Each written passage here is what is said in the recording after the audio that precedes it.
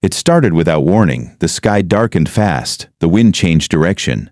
Then the first drop fell, then another, then everything opened. Rain so heavy, it was like a wall of falling water dropping from the sky, and ancient humans had nowhere to go.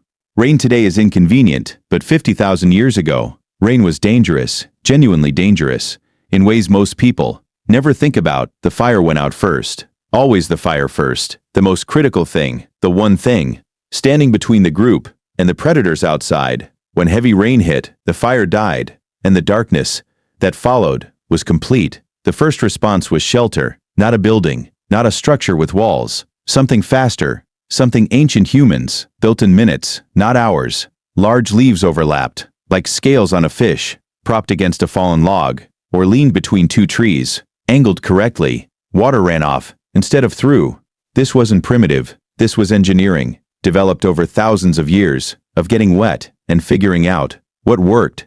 Animal hides were stretched between low branches, tied tight with plant fiber, creating a slanted roof that shed water sideways. Ancient humans carried sections of hide specifically for this purpose, not as an afterthought, as standard equipment. Caves changed everything. A group with a known cave nearby in their territory was a group that could survive any storm.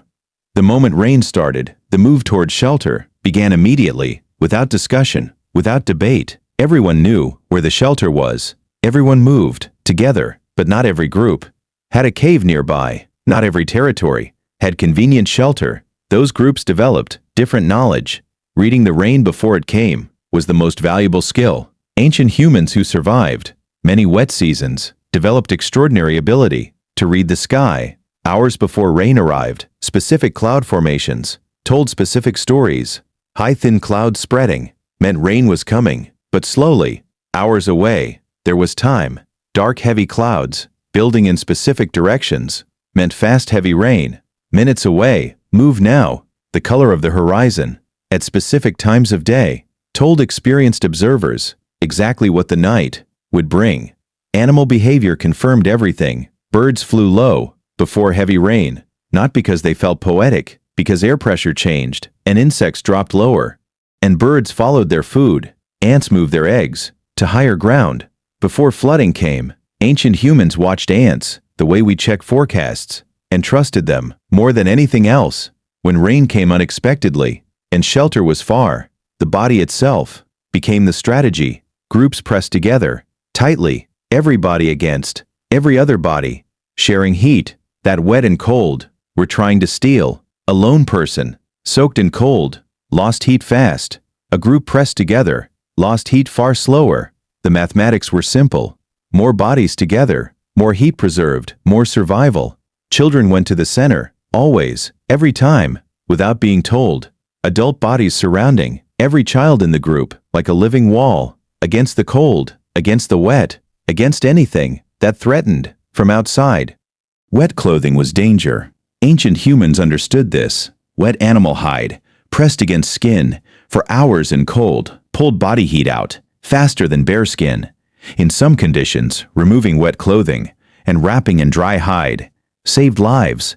The knowledge of when to make that choice was not obvious. It was learned through costly mistakes made by those who came before. Keeping fire alive during rain was the critical challenge. Ancient humans developed specific techniques for exactly this. Small fires built under natural overhangs where rain couldn't reach directly, fed carefully with the driest wood from the deepest part of stored supplies, the driest bark, stripped from inside, fallen logs where moisture hadn't yet penetrated.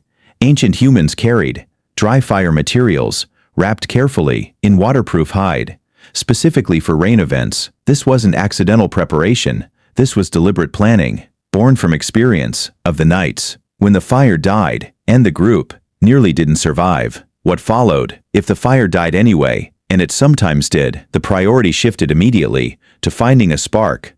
Before darkness and cold took full hold, flint against iron pyrite, struck over dry moss, carried in waterproof containers, specifically for this moment. Ancient humans practiced this in good conditions, so that in bad conditions, hands that were shaking from cold could still do what needed doing. Rain changed the land fast. Paths that were safe became dangerous.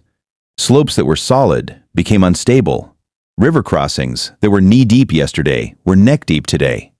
Ancient humans, who knew their territory well, knew which areas flooded in heavy rain and stayed away. This knowledge was critical. More people drowned in flooding than were killed by large predators. The danger wasn't dramatic, it was quiet, a river that rose while the group slept, near its bank. Heavy rain also meant the hunt stopped completely. Scent disappeared in rain, animal tracks washed away. Movement through wet brush made too much noise. Prey heard hunters coming from twice the distance. Ancient hunters knew this. They didn't fight it, they accepted it. Rain days were rest days. Forced rest, but rest nonetheless. And rest brought other things. Tool maintenance happened during rain. Spear points resharpened. Needles checked. Hides worked and softened. Plant fibers twisted into cord. Things that movement and hunting and survival pressure left no time for. Rain created that time. The group sat together in shelter, working with their hands, talking quietly, passing knowledge that the constant motion of normal days left no space for. Elders spoke during rain. The stories came out during the long hours of enforced stillness. The stories about the worst flood 30 years ago. The group that camped too close to a river in rain season and paid the price. The knowledge of which plants became toxic after heavy rain, which mushrooms appeared after rainfall that were safe to eat, which appeared that looked identical but were deadly. Children listened because rain gave them no choice, and because children who didn't listen didn't survive long enough to pass anything forward.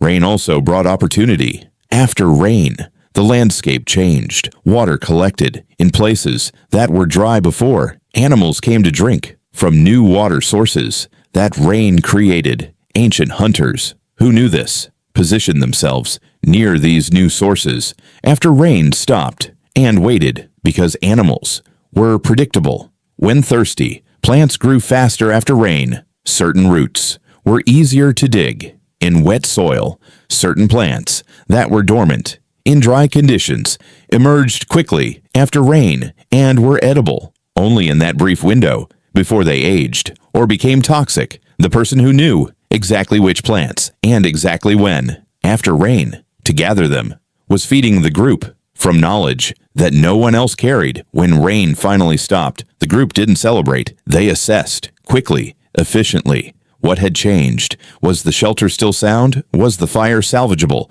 Were the food stores dry? Were the paths safe? Was the river still crossable? Assessment first, always, because the world, after heavy rain, was not the same world that existed before it, and treating it as if it were, was how people died. Ancient humans who survived many rain seasons did so because they respected water completely, not feared it, respected it, understood what it could do, prepared before it arrived, adapted while it fell, and moved carefully after it passed. Rain was not something that happened to them.